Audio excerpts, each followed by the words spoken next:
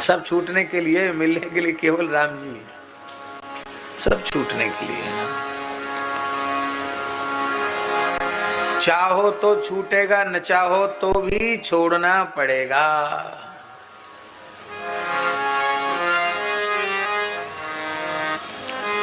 लेकिन इस प्रकार से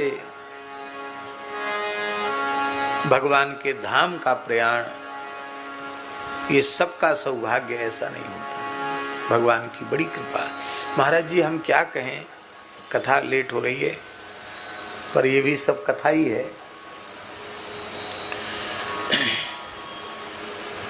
ऐसी महिमा है।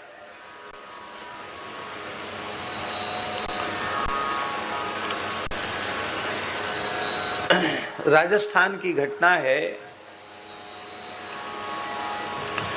उस घटना का उल्लेख श्री नाभा गोस्वामी जी ने किया है। कम ध्वज के कपिचारु चिता पर काष्ठ जुलियाए, जयमल के जुधिमाही अश्व चढ़ी आपुन धाये, घृत सहित भैंस चौगुनी श्रीधर संग सायक धरन, और चारों युग चतुर्भुज सदा भक्त गिरा सांची करन। इस छप्पे में कमधुज जी का चरित्र नाभा जी ने वर्णन किया है। उनका जन्म उदयपुर का था और राणा के वे सब, उनके परिवार के लोग बड़े पद पर थे। उनके भाई राणा के दरबार में बहुत ऊंचे पद पर थे, और भाइयों को भी बड़े पद पर कोई पहुंचता है तो और छोटों मोटों को भी नौकरी में लगा लेता जिसकी जैसी योग्यता। पर सबसे छोटे भाई कमधुज जी थे। उनकी रुचि केवल बचपन से ही भजन में रुचि थी। सीधे साधे सरल थे, केवल भजन ही करते थे। और उनका सीधा साधापन, केवल भजन की प्रवृत्ति, उसी के कारण वे संसार के चक्र से बच गए। विवाह भी नहीं हुआ, और भाइयों के विवाह हो गए तो उनका नहीं हुआ, क्योंकि बेटी देने वाला ये तो देखता है कि भैया ये बेटी का पोषण कर पाएगा कि नहीं। विवाह भी नहीं हुआ था उनका, रुचि भी नहीं थी उनकी प्रवृत्ति में, केवल भजन करते थे। तो बड़े भाइयों ने कहा कि देखो राणा जी के दरबार में हम तुम्हारा नाम लिखा देंगे, एक बार हाजिरी देके आना पड़ेगा दरबार में, कुछ तनख्वाह मिल जाएगी, घर में काम आएगा। अरे भाई घर में खेती पाती है, आप सब कमा रहे हो, एक में नहीं कमाऊंगा तो क्या घाटा है। पर संसार की स्थिति ऐसी है, 10 कमाने वाले हों और एक खाली बैठकर खाने वाला हो तो 9 कमाने वालों पर लोगों की नजर नहीं जाएगी। जो खाली बैठ के खा रहा सबकी नजर उसी पर टेके। अरे तुम क्या करते हो, खाली बैठे बैठे खा रहे हो, कोई काम नहीं तुम्हारा। हमारे यहाँ साधुओं के आश्रम में ऐसा हो जाए तो बोलो, साधुओं के यहाँ हम 1 पैसे की किसी की नौकरी नहीं करते। करते हैं नौकरी, बताओ। और व्यापार की तो क्या चले, खोमचा वाला होता ना, ठिलिया लगा के दुकान लगाता, ऐसी दुकान भी नहीं है। ना तो किसी की नौकरी करते, न व्यवसाय करते। और परिवार कितना बड़ा है,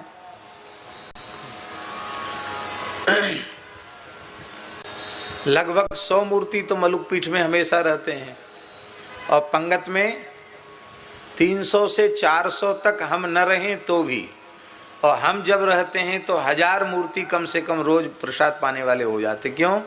किसी को भी मनाही नहीं है, मनुष्य मात्र कोई भी चला आवे सबको प्रसाद है।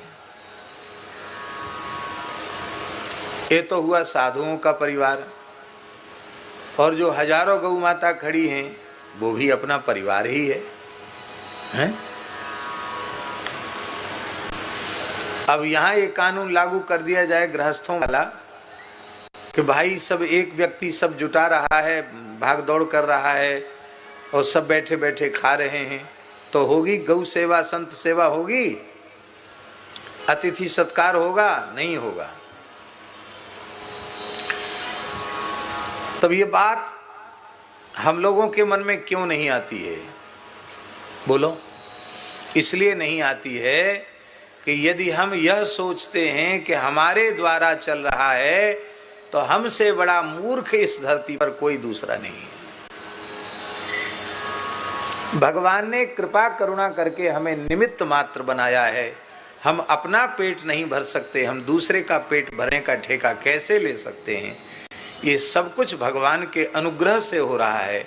भगवान ही करता है और भगवान ही कारयिता है। करने कराने वाले भगवान हैं, खाने वाले भी भगवान, खिलाने वाले भी भगवान, और खाने खिलाने की व्यवस्था जुटाने वाले भी भगवान हैं।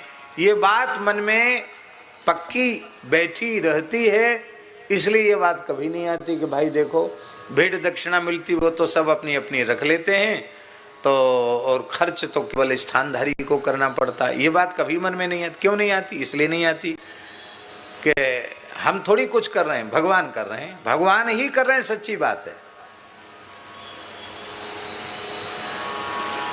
लेकिन संसार की स्थिति है कि एक व्यक्ति यदि कुछ नहीं करता है तो वो सबकी नजरों में खटकता है। तो बात बात पर लड़ाई होती थी कि ये कुछ नहीं करता है, भोजन तो करता है, करता कुछ नहीं। यद्यपि कमधु जी घर में कोई कार्य दिखाई पड़ता था तो उसको कर लेते थे, सेवा भावी थे वो, लेकिन लोगों को था ये कमाते नहीं। तो इन्होंने कहा कि आप लोग तो नौकरी कर, अरे बोले तुम अपना नाम लिखा दोगे, 100-200 रुपया और घर में आ जाएगा महीने का, तो तुम्हारा क्या घाटा है? तो उन्होंने कहा कि झूठा नाम लिखा के और हम खाली हाजिरी लेने जावें और बिना काम के, राजा के काम के बिना हम तनख्वाह लेवें, ये तो असत्य व्यवहार है, झूठा व्यवहार है, ऐसा हम नहीं कर सकते। और घर में जब किसी वस्तु का अभाव नहीं है तो आप लोग हमको नौकरी के लिए बाध्य क्यों करते हैं? हम तो राम जी के नौकर हैं, हमको राम जी का ही नौकर बना रहने दो। अरे बोले राम जी के नौकर तो हो, खाते तो यहां हो। देखो पहले का है फिर खा। वर्णमाला में पहले क्या है? पहले वर्णमाला में है का और उसके बाद में है खा, माने पहले करो फिर खाओ। और तुम्हारे जीवन में का तो हटा दिया, खाई खा रह गया, ये ठीक नहीं है। इतनी कहा सुनी हो गई कि उन्होंने कहा ठीक है, तुम लोगों को ज्यादा खटक रहा है हमारा रोटी खाना, 24 घंटे में एक बार मैं भोजन करता हूँ और यह तुमको अच्छा नहीं लगता तो ठीक है, अब हम जा रहे हैं। कहाँ जा रहे हो? बोले जंगल में चले जाएंगे, वहाँ भजन करेंगे, पेड़ पत्ती खाएंगे। क्या खाओगे? बोले राम जी जो खिलाएंगे वो खाएंगे, और क्या खाएंगे?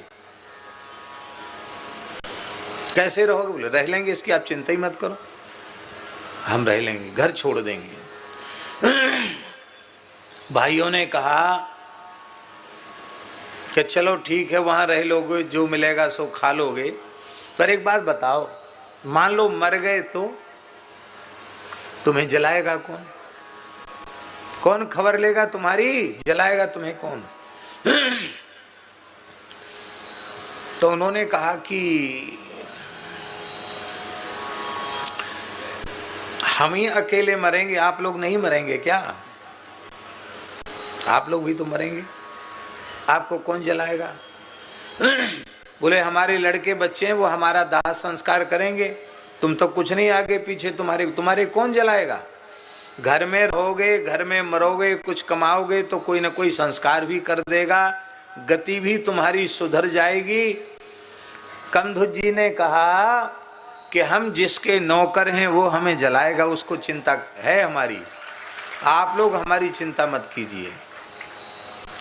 भाई भी थोड़े नाराज ज्यादा थे, उन्होंने कहा जाने दो इसको, किस काम का है हमारा, जाने दो।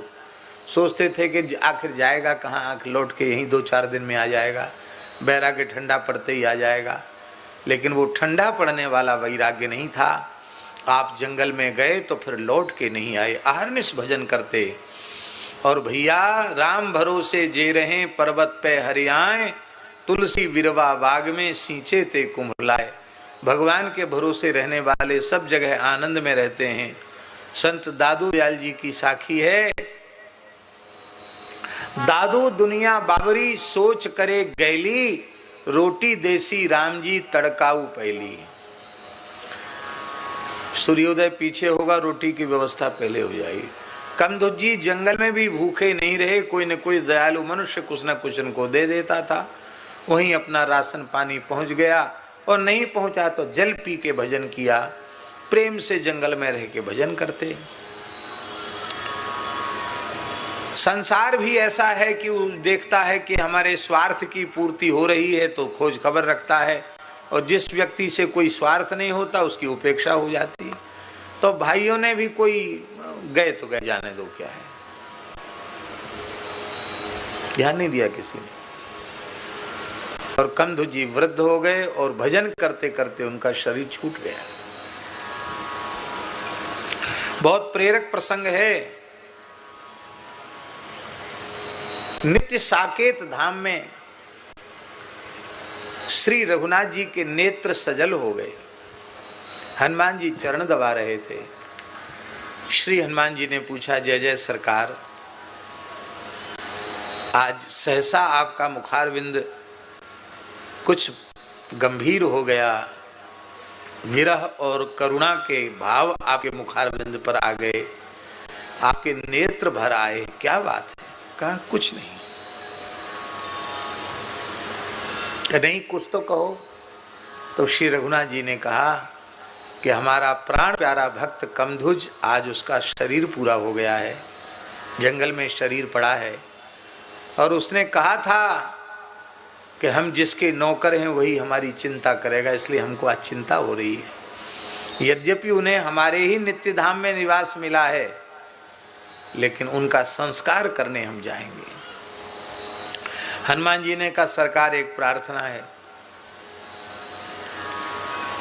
आप तो भक्तराज जटायु का संस्कार कर चुके हैं, आपको ये सौभाग्य मिल चुका है, पर जिस भक्त के महाप्रयाण पर आपके नेत्र भर आए, ऐसे भक्त का संस्कार यदि करने का हमें सौभाग्य मिले तो हमारे ऊपर बड़ी कृपा होगी। तो आपकी उपस्थिति में, आपकी हाजिरी में, और मैं यदि शास्त्र विधि से उनका संस्कार करूं तो मेरे ऊपर आपकी बड़ी कृपा होगी। रघुनाथ जी ने हनुमान जी को स्वीकृति दे दी। हनुमान जी हैं मनोजवम मारुतुल्य वेगम, सातों समुद्रों का जल, सारी धरती की पवित्र नदियों का, तीर्थों का जल थोड़ी ही देर में उपस्थित कर दिया। उस जल से कमधुज जी के शरीर को स्नान कराया, उनको तुलसी चंदन तिलक सब लगाकर सुंदर जैसे होता है सब कुछ करके, और हनुमान जी ने विधिवत उनकी अंत्येष्टि की। ये कलयुग की घटना है, राणा जी के काल की घटना है, 500 साल पुरानी घटना है। उदयपुर नरेश उसमें राणा थे।